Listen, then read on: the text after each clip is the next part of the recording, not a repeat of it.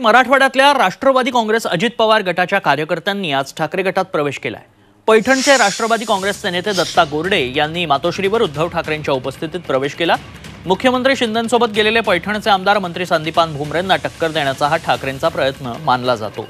भाजपचे डॉक्टर राजू डोंगरे, एमआयएमचे डॉक्टर शोएब हाशमी यांनीही ठाकरे गटात प्रवेश केलाय।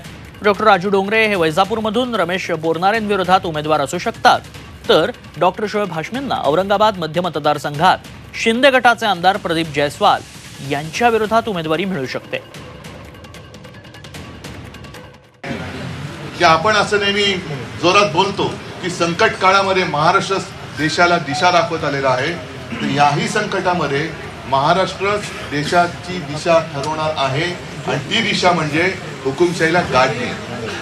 तुम्ही सगळेजण पैठण मधून आलेला आहात, मधून आलेला आहात, पण मराठवाडा ही संतांची भूमी आहे आणि या संतांच्या भूमिकेमध्ये गद्दारीला थारा नसतो।